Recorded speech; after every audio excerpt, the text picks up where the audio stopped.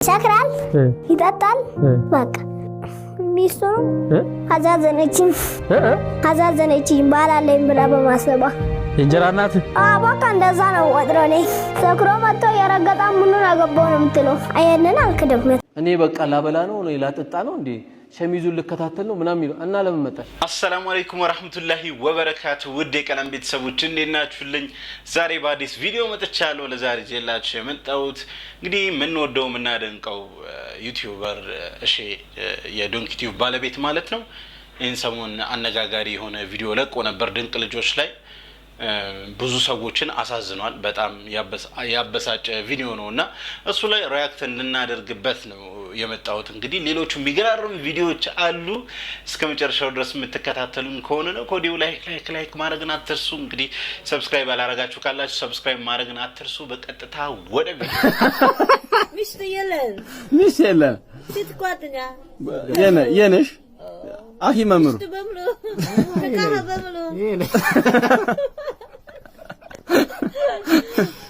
ወይ ዋሪ መምሩ ወይጋ ሜና መምሩ ሜና ወይቃሩ አፈር መምሩ ወይጋ እንምጣሩ ሄቃሩ እንምጣሩ ሄቃሩ why you talk quickly slowly እንሞ ሄቃሩ ወይጋ እንምጣሩ ሄቃሩ በጣም ፈታ ያደረገኝ በነገራችን ላይ ደስ ይላል እንደዚህ ቋንቋ ማወቅ። ያው ይሄንን ቪዲዮ ስታዩ ግራ የገባችሁ ካላችሁ ጉራጌኛ ነው እያወራች ያለችው ይቺ ቻይናዊትና ቻይኖች አልተቻሉ በስራም በምንም በቅልጥፍናቸው አልተቻሉምና ቋንቋ ማወቅ ለራስ ነው ደስ ይላል። ጉራጌኛ አፍ ላይ ደግሞ በጣም ደስ ይለው የሌለ ዘና ያደረገኝ። ወደ ቀጣይ ቪዲዮ እንሂድ። ይህም ቪዲዮ ደግሞ መጋብዛችሁ ለሴቶች ነው፣ ወሳኝ መልእክት ነው፣ ተከታተሉት። አንዳንድ ትንሽ ወጣ ያሉ ሴቶች አይጠፉም፣ ሁሉም ግን አይደለም። እኔ በቃ ላበላ ነው ላጠጣ ነው እንዴ ሸሚዙን ልከታተል ነው ምናም ይሉ እና ለምን መጣሽ?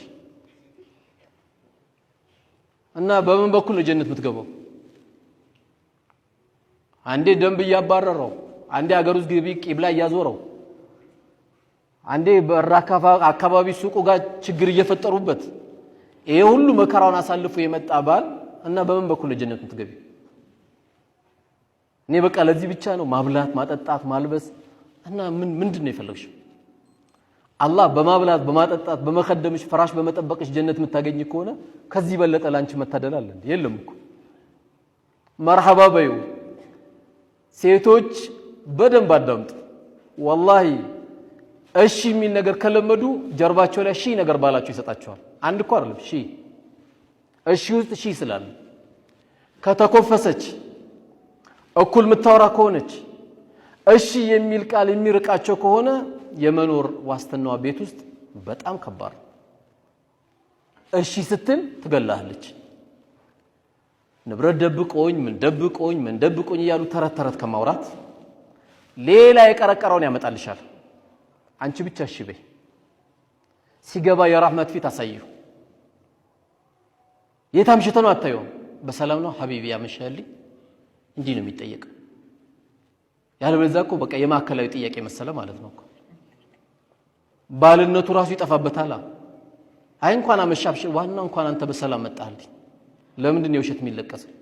ዋናው እሱ ቤት በሰላም ገብቶ በሰላም ነው እንዲያመሸው ይባላል። ቤት ገብቶ የለ እንዲያው ነገር ስለተፈለገ እንጂ አይባልም። ጀነት ውድ ናት። ጀነት አይደለም ቤተ መንግስት ውድ ነው። ዝም ብሎ አይገባም። የሚገርም ሀሳብ ነው። እንግዲህ ኡስታዝ ኑሩ ቱርኪ ሁልጊዜም እንዳስከረመን ነው ዘና እንዳደረገን ነው። ሀሳቦቹ የሚገልጽባቸው መንገዶች በጣም ነው የሚማርኩት። እንግዲህ እዚህ ሀሳብ ላይ ምንም ጨምርበት ነገር የለም። አሁን ወስዳችሁ ቪዲዮ የእሺ ቪዲዮ ነው። ከዚህ በፊት የሰራው መልካም ነገር እሺ እንግዲህ ጥሩ ነገር በጣም ብዙ ጥሩ ነገሮችን ሰርቷል አይደለ? ጥሩ እንግዶችን አቅርቧል። ህፃናቶችን በሚገርም ሁኔታ ቆይተው አድርጓል። እንዲሁም ገቢ የሚያሰባስብ ሰው ነው። ለመስጂድም ለገዳምም የሚያሰባስብ መልካም የሆነ ወጣት ነው። ደስ የሚል ሰው ነው እሸቱና ከዚህ በፊት ያቀረባት ጥሩ እንግዳ እናቀርባለን መጀመሪያ ላይ ማለት ነው። ነብዩ መሐመድን ተወጃቸዋለሽ? በጣም። ለምን? በመሐመድ ሰለላሁ ዐለይሂ ወሰለም ምክንያት ነው ቁርአን የመጣው። ቁርአን ምንድነው? የአላህ መልእክት እኛም ማንበብ ያለብን። ቁርአን ትምህርት ቤት ህፃናት ይማራሉ እዚህ ኢትዮጵያ ውስጥ አንቺ ስዛ ትማሪያለሽ? አዎ እማራለሁ። ችለሽዋል? አሁን ቁርአን ትቀሪያለሽ? ቀርቼ ጨርሻለሁ። ማን ነው የሚያስተምርሽ? አባቴ። እስቲ የምትወጂውን ታሪክ ከዛ ውስጥ ንገሪኝ። ያ አደም አለይሂ ሰላም ታሪክ ነው የምወደው። እስኪ ንገሪኝ። አደም አለይሂ ሰላም ከአፈር ነው የተፈጠሩት እና ደግሞ እሱ ነበር የመጀመሪያ ሰው ዓለሙ ላይ አላህ ጀና እንዲኖር ፈቀደለት። ከዛ ደግሞ ሐዋ መጣች ከአደም አለይሂ ሰላም ግራጎን ነበር። ከዛ ደግሞ ጀና ላይ የኖሩ አላህ ፈቀደላቸው ከሁሉም ዛፍ የሚፈልጉትን ፍራፍሬ እንዲበሉ ግን ከአንድ ዛፍ እንዳይበሉ። ከዛ ደግሞ እንደዛ ለብዙ ጊዜ ሰሙና አንድ ቀን ሸይጣን መጣና ወሰወሳቸው። በሉት። በጣም ፈሩና ተደበቁ። ግን አላህ ሁሉ ነገር ማየት ስለሚችል አገኛቸውና ከጀና አባረራቸው። እንግዲህ እንደምታዩት እቺ ልጅ በጣም ደስ የምትል ልጅ፣ የምታወራው ወሬ በጣም የሚጣፍጥ ነው። ደስ የሚል ታሪክ ነው የነገረችን ስለ ነብዩ ሰለላሁ ዐለይሂ ወሰለም፣ ስለ ነብዩላህ አደም፣ ስለ አባታችን አደምና እንደዚህ ያቀርባል። እሺ አሪፍ እንግዶችን ያቀርባል። በጣም ደስ የሚል ከልጆች አንደበት ሲወጣ ሰው ልብ ላይ በጣም እየገባ ይረሰርሳል። ይህን ሰሞን የለቀቀው ቪዲዮ ግን ትንሽ ከበድ ስላለኝ ነው። ቪዲዮውን እንመልከተውና ከዛ በኋላ የራሴን ምልከታ አስቀምጥበታለሁ። ከአባት ጋር ስትገናኙ ማለት ነው አንተን ምንድነው የሚጋብዝህ? ጥብስ ነው። እኔ ጥብሴን ከበላሁ ሽልላላ አይበቃኝም? ጥብስ ነው የሚጋብዝህ? አዎ። እሱስ ጥብሱን ይበላል፣ ወደ እንትን ይገባል፣ ወደ ስካራንነት። አዎ ይሰክራል፣ ይጠጣል። በቃ ሚስቱ አዛዘነችኝ ባላለኝ ብላ በማሰባ የእንጀራ እናት። በቃ እንደዛ ነው ወጥሮ ነኝ። ሰክሮ መጥቶ የረገጣ ምኑን አገባው ነው የምትለው። ይሄንን አልክደም፣ የታወቀ ነው። ሴት ልጅ እኮ መከበር አለባት እንጂ መመታት የለባትም። እማስ ምን ግዛልኝ ትላለች? ያመረቅናል። ምን እንደሚያመረቅነው? አንተ ህፃን ጫት ምን ታውቃለህ? እና ምርጥ ጫት አለ ግዛ ይልኳል። ቆይ ባለሱቆቹ አንተ ህፃን ልጅ ነህ ሄደ ጫት ስጡኝ ስትል አይ ለህፃን ልጅ አንሸጥም አይሉ? አሁን የተወለደ ልጅ ቢመጣ ይሸጣሉ።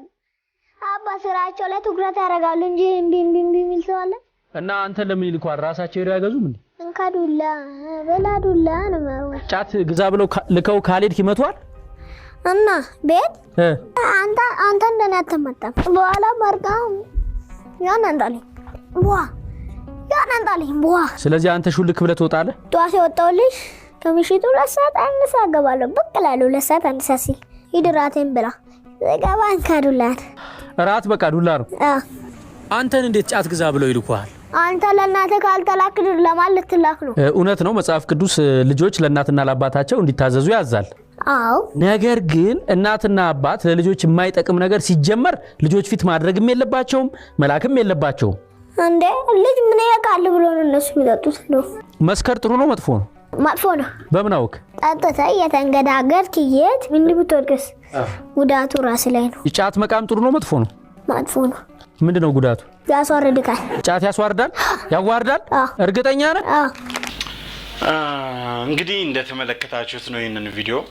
ሐሳቦቹ የሽልክ ናቸው። ግን አንድን ህፃን ልጅ እዚህ አቅርቦ የቤተሰቡን ገመና እንዲያወጣ ስለ ቤተሰቡ እንዲህ ስለ አባቱ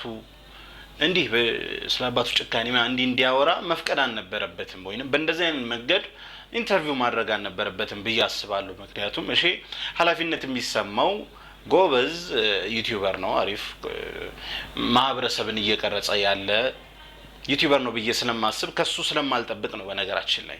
ምክንያቱም እንግዲህ ይሄ ጨቅላ ይሄ ቪዲዮ የሚቀመጥ ነው አይደለ? እንግዲህ ካደገም በኋላ ሲያየው ምን አይነት ስሜት ነው የሚሰማው? ሌሎች ይህንን ፕሮግራም እንግዲህ ልጆችም ይከታተሉታል ምናምን፣ እንዴት ነው አእምሯቸው ላይ ሊቀመጥ የሚችለው ምናምን እና የቤተሰብን ነውር አደባባይ ላይ አምጥቶ እንዲያወራ መፍቀድ አልነበረበትም። እሺ እንደው በቃ እንዲሁ ካወራ ከተቀረጸ በኋላ ደግሞ ቪዲዮን ገምግሞ አይቶ አይ በቃ ይሄ ቪዲዮ ባይጫን ይሻላል ብሎ ቢተው ጥሩ ነበር ብዬ አስባለሁ። ምክንያቱም እየተደረገ የነበረው በእናቱም በአባቱም መልካም ነገር አልነበረም። እሺ እየተቃወመ ነበር ቪዲዮ ላይ፣ ምናልባት ለማስተማር አስቦት ሊሆን ይችላል። እሺ ግን ደግሞ በሌላ ሳይድ ሲታይ ደግሞ እስናት ፌሬ ጥሩ አይደለም። ቤተሰብ ገመናን እንዲህ አደባባይ ማውጣቱ ደስ አይልም። እንግዲህ እሺ እንዲታረም ነው እንግዲህ ይህንን ቪዲዮ ይዤ የመጣሁት። ለማንኛውም ለዛሬ ይዤላችሁ የመጣሁት ቪዲዮ ይህንን ይመስል ነበር። እንግዲህ በሌላ በአዲስ ቪዲዮ እስከምንገናኝ ድረስ በነገራችን ላይ ቪዲዮ ከወደዳችሁት ላይክ ማድረግን አትርሱ። እንዲሁም ሰብስክራይብ ያላረጋችሁ ካላችሁ ሰብስክራይብ አድርጉ። ኮሜንት ላይ ስልክ ቁጥሬን አስቀምጫለሁ። በጣም ብዙ ሰው ከተለያየ ሀገር እየደወለ አስተያየት እየሰጠኝ ነው። እንግዲህ በጣም ደስ ብሎኛል። ገንቢ የሆኑ አስተያየት እየሰጣችሁኝ ነውና አሁንም ይቀጥል ለማለት ነው። ኢንሻአላህ በቀጣይ በአዲስ ቪዲዮ እስከምንገናኝ ድረስ አሰላሙ አለይኩም ወራህመቱላሂ ወበረካቱ።